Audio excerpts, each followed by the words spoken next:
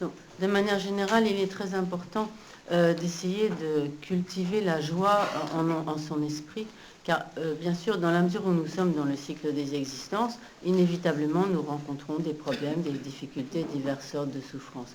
Mais si nous nous refermons en quelque sorte sur notre souffrance en nous disant je souffre, je suis malheureux, j'ai des problèmes, etc., finalement, au lieu d'être joyeux, nous cultivons en quelque sorte la tristesse et le mal-être, et nous ne faisons à ce moment-là que rajouter encore de la souffrance, de la tristesse, de la dépression sur les problèmes qui sont inévitablement existants.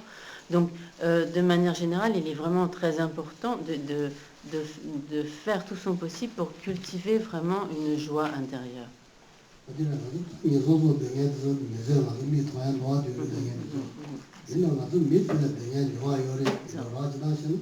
Bien sûr.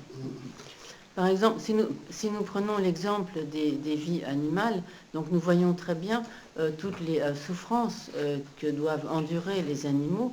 Et si nous comparons notre situation humaine à la souffrance de tous les animaux, alors nous pouvons vraiment constater que nous sommes dans une situation infiniment plus favorable que celle des animaux.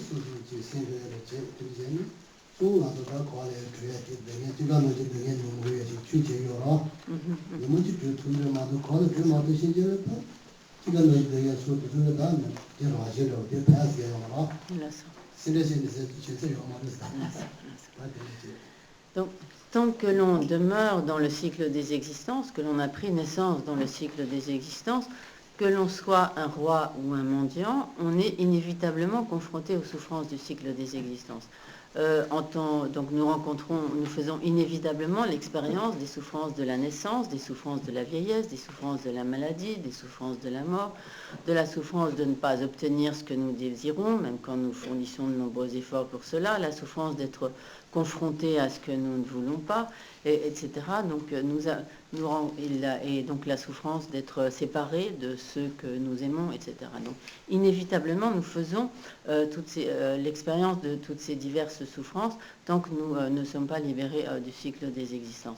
En revanche, nous avons à présent, essentiellement donc sur la base de cette précieuse existence humaine, les capacités pour mettre en œuvre tous les moyens qui nous permettront de nous libérer définitivement de toutes ces souffrances du cycle des existences. Mais en attendant d'arriver à atteindre cet objectif, il est important de s'efforcer en quelque sorte d'accepter les souffrances inévitables du cycle des existences, de voir qu'elles font partie de la nature du cycle des existences, et de ce fait de ne pas en être comme profondément affligé, mais au contraire d'essayer de cultiver le contentement, une certaine joie en l'esprit, en acceptant donc les souffrances inévitables du cycle des existences.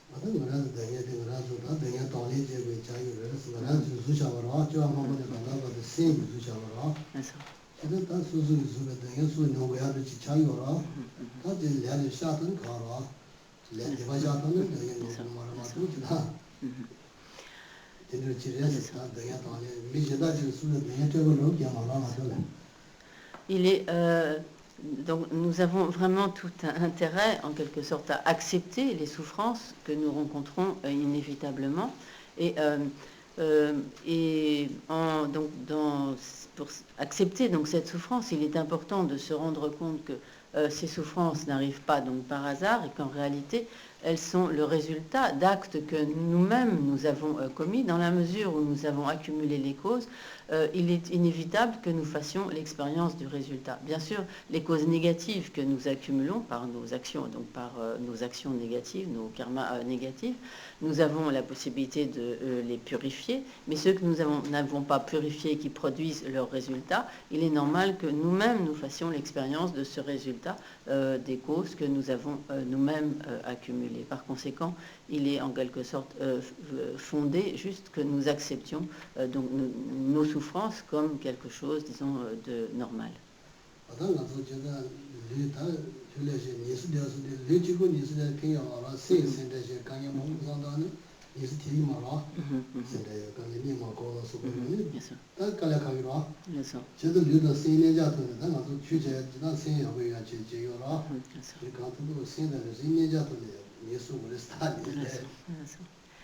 Donc, lorsque nous parlons de nous reposer, que nous ressentons le besoin de repos, donc nous reposons le corps, mais ce qui est très important, c'est de ne pas reposer seulement le corps, mais de reposer l'esprit en même temps que nous reposons le corps. Car si nous essayons de reposer le corps, mais que l'esprit est complètement agité, préoccupé, soucieux, inquiet, etc., alors finalement nous aurons des insomnies, nous n'arriverons pas vraiment à reposer le corps.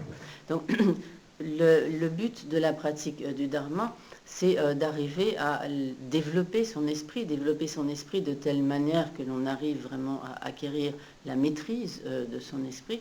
Et si l'on arrive à acquérir cette maîtrise de l'esprit, alors l'esprit sera beaucoup plus paisible et en même temps beaucoup plus joyeux, et cela aura tout naturellement des retentissements sur notre corps.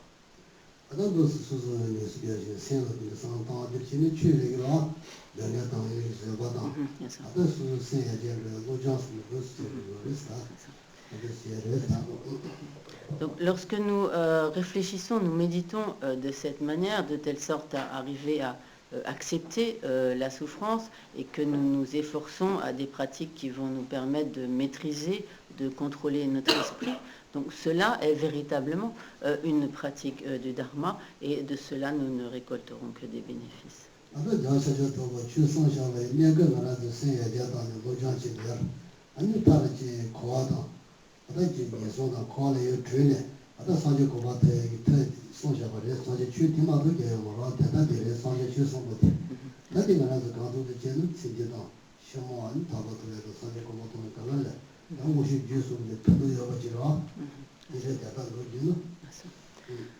Le but dans lequel le Bouddha a donné ses enseignements, c'est celui donc, de nous permettre d'acquérir la maîtrise, le contrôle de notre esprit, de telle sorte que grâce à cette maîtrise de notre esprit, nous puissions obtenir une des situations les plus favorables possibles dans le cycle des existences, mais essentiellement pour que nous puissions définitivement nous libérer du cycle des existences, et finalement que nous puissions donc au niveau le plus élevé obtenir la perfection, l'éveil parfait d'un Bouddha, pour pouvoir libérer tous les autres êtres de la souffrance. Donc si nous mettons en œuvre, donc même à notre niveau aujourd'hui, les enseignements exposés par le Bouddha, il est certain que même à court terme, nous récolterons des bénéfices considérables.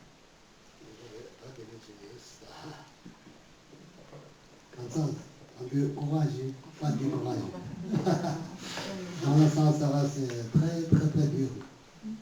Très difficile, on réfléchit, après, on venir naissance, après, venir vieille, après malade, après mort, encore commencer une naissance. Tout le temps, c'est très long, très difficile, très dur. C'est vrai? Mais après, on réfléchit, je suis très malheureux, pas possible, comme ça, souci. On prend patience, courageux, regarder les autres gens, etc. Ça, c'est important, pas décourager. C'est vraiment difficile, dans le sens, ça, c'est vraiment difficile. On perd des familles, on perd des parents, etc. C'est très dur, mais nécessaire, non. Patience, pratique d'amour. Oui, écoutez, vous achetez un Voilà. Et le tiers reste un petit, c'est bon, merci. Merci, monsieur. C'est ça.